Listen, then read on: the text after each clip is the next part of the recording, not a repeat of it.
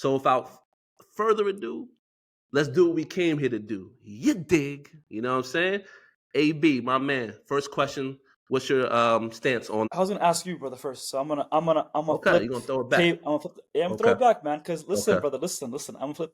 A lot of people don't really know you. You know what I'm saying? They don't really know Mm-hmm. you. And I know you're the moderator, but Mm-hmm. this Mm-hmm. question was tailored for you. And when I thought about this question, I thought about you in particular. So I'm gonna say it again. And I want you to really deep the question, all right? Okay. And basically, I was born a Muslim. So for me, my my vision is different than yours. The way I saw the world is different than yours. All I know is Islam. But you had a life before Islam. So you saw it differently. So now you've channeled, or so you've had two channels in your life. You know, back in the Mm-hmm. day, for those who don't know, TVs used to have three channels. You know, channel 1, 2, and 3. Remember that back in the day? Yeah. Yes. Yes. So basically, what I'm asking you is that Islam encourages knowledge and understanding among people of different faiths. So you're one of those people. Okay, you had a different faith back then. All right. In your experience, what are effective ways to engage in interfaith dialogue that promotes mutual respect and understanding? Because obviously, Mm. it's those someone had to reach out to you to give you this dialogue to take you to where you are right now. Okay, for whatever reason, whether you coexist with someone from a different religion or that person converts, there has to be interfaith dialogue regardless. Okay, Right. and then so can you share your story based on that? Like, what made you consider it? Who was the one that reached Yeah. out their hand for this knowledge and understanding? For one, for you to seek out this knowledge, and then Mm-hmm. for two, for you to understand this knowledge. Mm. Okay, people Okay. don't get this because it's a journey, Okay. man. It's really a Yeah. journey. No, it is. This is an excellent question, and I really appreciate the platform to discuss it. And I've been on other podcasts in this country. I've discussed my story, but never on our channel in depth, right? And I'll keep it, pretty short. I don't want to go on. There's so many 15 years of preparation, right? Until I made the reversion to Islam, alhamdulillah. So, Alhamdulillah. ironically enough, my Christian brother actually led me to Islam. Ironically enough, right? He used to be such a student of religion in general, and always was a Christian, always went to church. But he would go to New York a lot because I'm from New Jersey in the US, right? So New York is not too far away from us, New York City. And so he would go up there and he would get a lot of pamphlets. He would engage in different religious talk with people that were on the corners and on 125th in Harlem. He would just be talking to different people, listening to different people, similar to like a Hyde Park situation. You know what I Yeah, mean? In yeah. London. In And London. so he would bring back a lot of information. And then sometimes it would be some that were, obviously Muslim oriented, some that would be Christian oriented. And then some things just to make you think about life in general, right? Like some lessons and advice, things of that nature. And so part of that was him bringing back some things. And I was a voracious reader, and everything my brother did, I wanted to touch that as well. I wanted to see what was going on with that, So I was exposed to it, and I used to take things and read it for my own. And some things were Muslim based. Now, the convergence of that is beautiful because also Malcolm X was on my mind heavy at that time. I just finished Mm. reading the autobiography of Malcolm X. I just finished reading Makes Me Want to Holler by Nathan McCall. These are Mm. two iconic books that made me start thinking about my identity as a person. And I knew ever since I was like 15 or in high school, I just knew that Christianity wasn't really hitting me in my soul the way that I needed it to do. But I didn't know what the next alternative was, nor was I a person who wanted to take too much time into exploring that. I didn't know what I was going to do next. I just knew it wasn't hitting me the way I needed it to. And so after seeing how powerful the Hajj experience was for Malcolm X, it's the first time he actually sat next to a white man and didn't call him a devil. It's the first time he True, sat next true. to many people around the world who were Muslim just like him, and it crossed across all races, across all like heights and weights and faces and looks and geography. Islam was just so expansive. This is the first time he actually saw that when he went to Mecca. Mm. So I was like, man, if this can transform a man like this, who was so rooted in the Nation of Islam, so rooted. I said, man, I need to think about Islam a little bit, the other part that I didn't mention in other podcasts in this country is that part of my family is Muslim already. I have family that are already Muslim, but for me, I didn't go to them right away because I didn't want to feel like I was being recruited to Islam. I wanted to make it on my own. I wanted to figure out stuff on my own. If I need to ask them questions, sure, I'll ask them questions. But I wasn't trying to say, hey, can you tell me everything? And then, yeah, I want to be recruited into Islam or whatever mosque you're going to, I want to go. I wasn't like that. I just wanted to do it on my own at my own pace. But I was already exposed to Islam and how disciplined a lot of my family members were and some of the things and the ways that they thought differently than a Christian would, right? And they always said that there were parallels between Christianity and Islam. They always said that, right? It's like we're not the enemy of, Christianity. We just believe that there's certain differences, between both faiths. So that was number two. And then I just think over time, as I went to church, and nothing was hitting me the way I needed it to be, it was just more so of going to the mosque myself and letting me see it as a bystander. So I used to sneak into mosques, especially after college, and just sit back and look and hear what's going on and get a vibe of communities and things like that. But it took a long time. It wasn't until I went to a mosque in New York City called the Islamic Center of NYU, or New York University. That's when that community really embraced me and wrapped arms around me. Wouldn't let me go. Interfaith. Interfaith. Dialogue. Right. It was like, hey, come in. Yeah. We want to talk to you about it, and we don't care where you are in your path. We just want to be able to be an ear to what's going on with you inside of your head, inside of your heart. I think, and bro, then, let me pause you. I think, bro, a lot of people don't understand, because I just want to I want to shed light on one part of your story. Okay. And I think it's so interesting. A lot of people don't understand, especially Muslims, because we don't go through this. Okay, the ones that are born into the religion.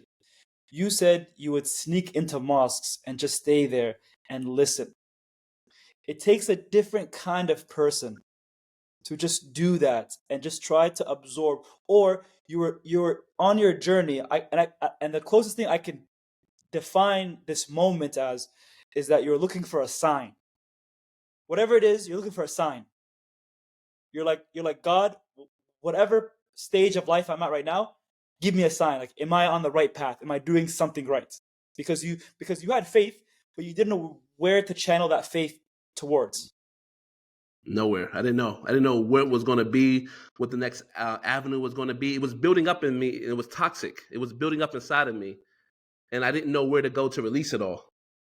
Yeah, exactly. Now you would say, okay, go to the mosque and release it. Yeah. But I didn't want to be switching religions all my life. Yeah. So it wasn't like Islam was the only religion I was looking at.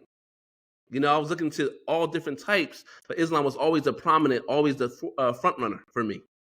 But I'm not out here trying to switch and move, and every 5 years I'm a different religion and all this other stuff. So that's why it took so much time. Now, the other thing about this Islamic Center that I was talking about, and shout out to Imam Khalid Latif and all the people there in the Islamic Center of NYU. The thing is that they had a segment, I don't know if it's every month, but it was called Conversations. Okay, you told me this. This was an opportunity to speak to other Muslims. And if you're a convert or thinking of converting to Islam, you had a place to have conversations, healthy talks to people. And this was so innovative to me because I never went to a mosque that had these, dialogues. So I was like, yeah, this is kind of cool, man. I'm in the right place. I don't know why I picked Islamic Center. I have no clue. I just went. NYU is very well known. You know what I mean? Like one of the flagship universities in New York City. And so, again, that was very helpful as well. And I had one-on-one access to Imam Khalid Latif, and I was able to really talk to him. And he can understand me a little bit. We're from the same place in New Jersey. And, he went to prep school. I went to prep school. We had our doubts, even though he was Muslim. I had doubts in my religion as well. And I was able to get that one-on-one access with the Imam. Now, how many Imams have so much time, every week to talk with you and just sit down with you for an hour? Not many. Not many. But he did that. And I always will be appreciative of him for doing that. And then the other thing, AB, which is like really, really important. Honestly, when it came to interfaith, I never forget this picture. that I saw, and I can't remember what the picture was about, but there was this white man. He was in military uniform. He looked like the white man that you probably wouldn't want to talk to, who probably was maybe a Trump or MAGA, enthusiast. He just looked like that, the persona, right? And the Yeah. archetype of this person, that's what he looked like. Yeah. But on the billboard, not the billboard, on the poster board or the cardboard that he had, he said something like, "My neighbor is Pakistani and Muslim, and I'll die for them." MashaAllah. And I said to myself, man, that hit me so hard. I'm like, man, why would he feel that way? He looks like the antithesis of someone who would die for a Pakistani or a Muslim. Mm. But I think in that conversation, he had said something like, I went to speak to them because I couldn't understand why they did certain things.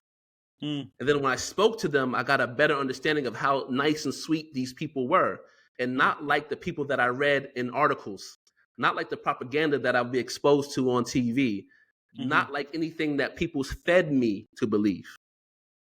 So therefore, I made up in my mind that by having that conversation with my neighbor, who I chose not to talk to up until then, it completely changed my perception of Pakistani people and also Muslims. Facts. So that forever changed me, and I feel like we're a conversation away from taking the hate of our heart. 100%. I feel like that. You know what's Yeah. crazy? You always fear what you don't know. So the whatever these all these dictators of the history books or these government bodies, the first thing you have to do is divide and conquer. It's history's tactic 101. If these two groups are divided, it's easy to conquer them. Why? Because you basically pit them against each other, and that way the propaganda becomes a lot easier to spread. It's a simple tactic, but it's very effective. Okay, and this guy was probably, like you said, looks like a Trump supporter, a MAGA supporter, but he had the ability to think critical and actually put a hand out, create dialogue. And once that dialogue was created, that bridge was there. Once that bridge is there, and then that side also created a bridge as well. And then both parties came together and they said, "Hey, we're actually not that different. We're actually pretty the same." And as a matter of fact, it's actually our differences that I actually like about you. Yes. You know, Absolutely. it's these things, because I would say, man, most people are the same. It doesn't matter but it's the few differences that I enjoy.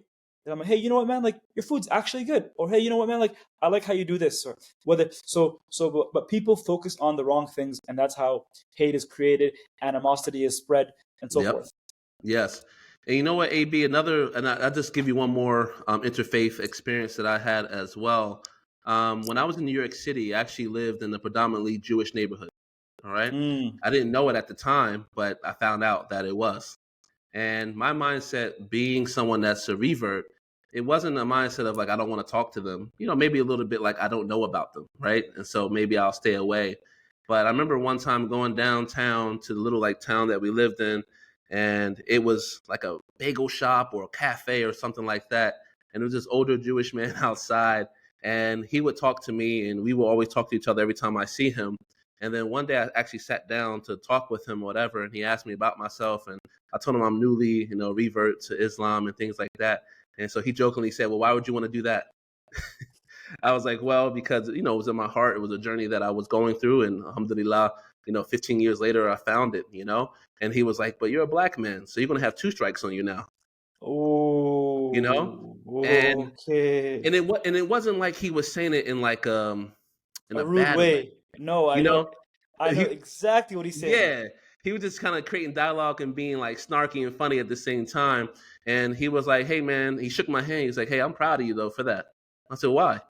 He was like, well, you believed in something, you know the consequences, but you still went forward. You didn't know exactly what was going to happen, but you still went forward. And that's a heavy great, bar. man. That's a heavy bar, man. Yeah. He's like, sometimes people, they know what's going ahead of them and they'll just stop. Yeah. You kind of knew what was going to happen, but you said, I still believe in this so much that I'm still going to move forward. Yeah, he's right. And he said, I wish some of my brethren, would do the same thing. Sometimes we just stop. and whatever. And I was like, well, what is it like being a Jewish man? You know? And then we got into why he's here in New York instead of going over to, over to the Middle East or whatever. And he would say, like, I'm here in New York because, I this is my home. He said, think about something. He said, us as people, we get a lot of flack. Mm, Muslims get a lot of flack, mm, but we all really believe in similar things, you mm. know? And the fact that we can't be brothers, sometimes it hurts me, He used to always say that it hurts me because we're sitting here right now. We're defying all odds. We're defying what the papers say. We're defying what TV say we should do. We're defying what everyone else says we should do. And we're just sitting here talking. We talk almost every week. And Facts. so to me, it was like that made me open up my eyes to like, well, maybe, my Jewish brothers, Christian brothers, and Muslim brothers were all brothers. You know what I mean? We just had different interpretations of things. We just don't believe in certain key things, but doesn't mean that I should throw out everything, the baby in the bathwater, just because, we don't agree on certain things. And that's what opened my mind up to really just accepting everyone, because that's who I am in general. Doesn't mean that's going to infringe on what I believe in. Yeah. You can still believe in what you want to believe in. Doesn't mean I can't talk to you, understand you a little bit more. You know what I mean? And so that set the seed for interfaith dialogue for me. But it would never change how I believe and how I feel. Because as I said before, I didn't want to jump around to many religions. Once I made this move, this was going to be the move for life. You know what I mean? So that's a little Facts. bit of my story. So how do you feel about that, man? I don't know if I went too long or No, no, no, no, bro. whatever, but I hope it makes sense. This question, bro, was tailored for you, man. So don't worry about it. Thanks. So it was tailored for you. It was the question that I had in mind, and this concept of a journey, I've been very like lately. I've been heavily infatuated by it because you can go. It's such a simple question, but you can go about it many ways. But the first thing I want to say is, number one, the reason why I asked you this question is that we've been focusing on like a lot of places or a lot of regions who've had a lot of converts or reverts, right? And a lot of people don't know, or a lot of people forget that Islam was built off the backs of converts. Okay, Facts. 100% facts. if you really deep it, the Hmm. the best of the best of mu'mins, not even Muslims, the best of mu'mins were who? Were the Prophet's companions, sallallahu alaihi wasallam. Yes. You know what I'm saying? Yes. And his companions did what? They converted or reverted into Islam. So this deen or this ummah would not actually, sorry, astaghfirullah. This deen would exist because Hmm. Allah creates Allah brought up Islam, the religion. But this ummah was was created off the backs of these men and women who've given their life to to what we have today. The growth. Yes. Everyone goes like, "Oh, Islam's 2.2 billion plus people are. It's the fastest growing religion." Yes, but why? Okay, it's based off the foundation that these people in the past have created. So you must give homage where homage is due.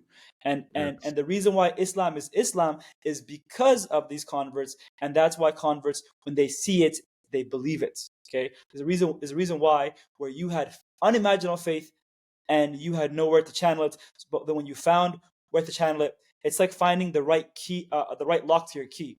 Once you found it, it Hmm. fit perfectly, and that lock was the right lock. Okay, Absolutely. that's number one.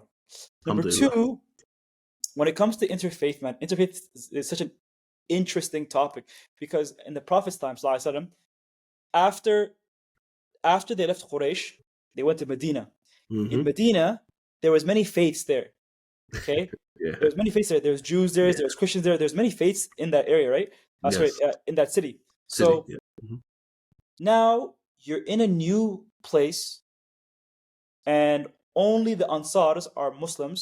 But there's the Jews there, there's the Christians there, there's all these other faiths there. So now you have to establish an ecosystem where everybody is communicating, what do you call it, understanding each other, and it's very difficult when Islam's a pretty brand new religion at the time. I believe like he was 13 years giving da'wah in Mecca, and then now he's in Medina, and then Hmm. it's different, bro. It's a different mentality that people don't understand. So the dialogue has to be in a way where everybody has to be cohesive. They have to get each other. They have to make sense. And religion, there's two things that always make people always like feel awkward. One of them is religion, Mm-hmm. and the other one is politics. You know what I'm Politics. saying? Yep. Those are the two things that make people feel awkward. Absolutely. So how you go about it is very important. But at the same time, religion and politics is the two things that make people actually come close as well, by the way. It's weird. It's weird. Especially religion, okay? When I have, like, you and I are not blood related. We're not even, like, not related by blood, not related by marriage. We're not even close, blah, blah, blah. But because we're both Muslims, we feel even closer than blood. Facts. You feel me? 100. 100. And so that interfaith, and then now you have to now, that's one thing. But then now the Prophet ﷺ, which is the greatest leader of all leaders, now has to navigate through all these other religions, because now he's come, and obviously with the guidance of Allah and help of Allah, he did it amazingly, of course, and you see it, and that's why on your journey, especially when it comes to converts, on your journey, it made sense. Now, on the flip side, yes, I want to hear about this flip side. Yes. On the flip side, as a Muslim, seeing it from the inside out. Okay, you saw it from the outside in. I saw it from the inside out. Okay. Yeah. I have the blessing of already being Muslim, so I don't need to. I didn't struggle like you did. Okay, if you were to call it a struggle, but let's say, for lack of better terms, it was a struggle. I don't say things are struggle anymore. Yeah. But lack of better terms, it's a struggle. For me, I was born into it. All I know is Islam. So I didn't have to search for things. I didn't have to go to different, like, I didn't have to go get a menu and test out different things until I liked what I liked. So I don't know it. I can't say I know it. But it is imperative for all Muslims that when there is someone who is searching this path and they need help, like the sheikh that helped you at the NYU, okay? That sheikh saw it, and he sent you a lifeboat, and he did it, and to the best of his abilities, with the help of Allah, you are the product of him and Allah. You know what I'm saying? So obviously, no pebble is unturned without the permission of Allah. So Allah gave him permission to see you, to see what you're going through, to understand what you're going through, to have the knowledge to help you, and then to execute a plan that made you who you are right now. And so as Muslims, we have to do a better job in looking for these kinds of opportunities, because now, shout out to the Sheikh, who knows how many brothers he's converted or sisters. SubhanAllah. Probably, yes. And he's getting, until this day, he's getting hasanat. So yes, my guy has a money printer, you know. he has a money printer in the akhirah, and it's been cashing out, you know. So bless him, man. Bless him. Yes. You know. I have a question for you, AB. When you have these interfaith dialogues and conversations, are people who have been born Muslims, are they afraid that they cannot have these interfaith conversations because they feel like they would be like giving up or sacrificing some of their religion because they're having conversation with someone else who is not part of being a Muslim? Like, explain that, because I've heard this, or I've seen this with my eyes, where I feel like people are reluctant to have a conversation with Christians or with Jews or with any others, because they're like, oh, I don't want to even talk to them because I may, muddy up my, deen or whatever. I don't know. It's not that. It's that. I'll tell you the truth. The thing is, I want to hear that, because I've seen this in my eye a little bit. Sometimes when you have these interfaith, it sounds scary, but sometimes when you have these interfaith dialogues, the other side might use a reverse Uno, and then they question you, and it shows you how shaky your foundation is. You know what I'm saying? Like, they might question, and then they're scared. They're scared that when they get questioned about these questions, that they don't have the answers, and then they start questioning their faith. So sometimes it's rather than having these interfaith dialogues, they rather just avoid it. But obviously, I get it too. I understand because you don't want to be put in a sticky situation, and then later on, and then later on, like, you're clipped up, or nowadays everything's recorded and you're a sound bite, True. and then like, just people nowadays have so many other vindictive, what do you call it, uh, other Motives. motives, yeah, motives Yeah.